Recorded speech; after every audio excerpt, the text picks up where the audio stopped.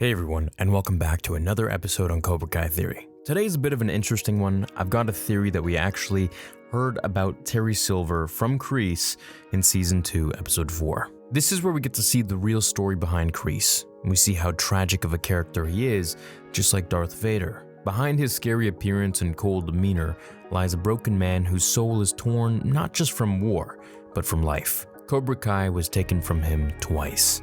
Once when Johnny lost the tournament, leading him to choke him out in public, and then lose when Miyagi confronted him, causing his students to turn their backs on Cobra Kai. And then again in Karate Kid 3, when Barnes lost to Daniel on the point-to-point system in the All-Valley tournament. Kreese has had his share of heartbreaks in his life, not to mention the messed up things that he saw in the war with Terry Silver. Now, Silver was worth billions, owner of Dynatox Industries. He had a mansion in LA, or what I assume was Beverly Hills. He had cars, butlers, assistants, a dojo with sparring partners, fashion designers, chefs, and so much more.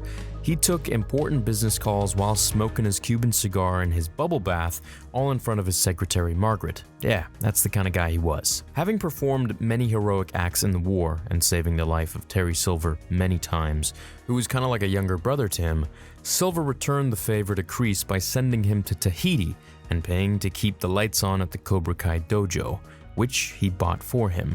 Kreese was thankful, and it was Silver's plan to buy Cobra Kai dojos all over the valley once Barnes dethroned Daniel and humiliated Miyagi-Do Karate out of the valley. With such a lifelong friend who fought in the face of death together during the war, where is Silver now that Kreese is in this shelter? With his life so in the dumps and having slept in places like this for the last 10 years, as he says, where is his best buddy Silver? He was there for him then, where is he now? Well, I think maybe we get a little bit of an answer to this if we theorize on what Kreese says right under our noses. In Season 2, Episode 4, Kreese and Johnny sit down for a heart-to-heart after Johnny follows him back to the shelter and finds him, well, not living the life he was talking about. Kreese tells him, "One of my war buddies, he offered me a job, but I felt like it was a handout." Who does Kreese know that is a war buddy who has an organization or has enough money to offer him a job to the point that it just felt like a handout?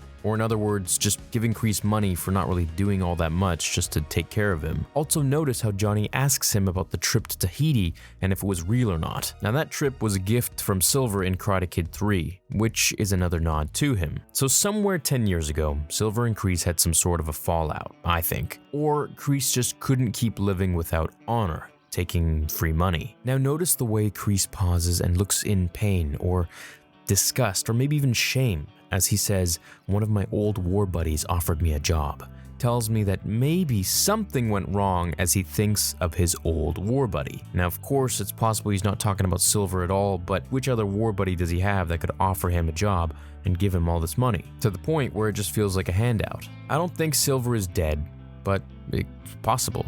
Now, when I analyzed Kreese's face after he's talked about his old buddy, it kind of made me think, well, maybe Silver's dead, but I really don't think so. I think he would have looked more sad with grief, but perhaps he did a job that he wasn't too proud of. Remember, Silver is the owner of Dynatox Industries, and he just dumps toxic waste wherever he wants. While Kreese is a very dark guy, I think he's the lesser of two evils when it comes to Silver and Kreese together. Kreese is kind of like the damaged man who has glimmers of kindness within him, whereas Silver is just pure evil. He thinks he can buy people and things with his money. Now let's not forget, Silver saw no problem in dumping nuclear waste anywhere that he wanted as long as it made him some cash. He manipulated people and he didn't care for anyone but himself. Now, was he always this way? Or, as he said to Miyagi or lied to Miyagi, war changes a man. Maybe we'll get to know more about his backstory in a spin-off show or maybe in the future seasons. My question is, if it was indeed Silver who tried to help Kreese but he eventually turned it down, what was the job that made Kreese never want to go back to get Silver's help? Did they have some sort of a falling out? Or was it just his honor and pride that was hurting? But even beyond that, living in these shelters for the last 10 years is a better option than going back to his friend. That is, unless Silver is dead or not in the country. Was it Kreese's honor and pride that couldn't let him go back to the handouts? Or was it something more? I hope we get to find out in the next season, as maybe we'll get more of a backstory on their friendship and where Silver is this whole time. Have an awesome rest of your day, guys. Thank you for watching today's video, and I'm so happy that you guys are enjoying the channel and enjoying Cobra Kai now that it's on Netflix, with so many new people coming to the dojo. I know you're all waiting for Season 3. Believe us OG fans, for the last 2 years, over 2 years now, have been waiting for Season 3, and we gotta wait a little bit longer. Just for you, so it's all your fault. No, I'm just kidding. We're gonna wait patiently. Right, guys? At the end of the day, being on Netflix is really going to boost Cobra Kai and take it to places that it deserves. It's finally getting the recognition that it always deserved. I'll see you guys in the next episode. Until then, remember, pain does not exist in this dojo, does it?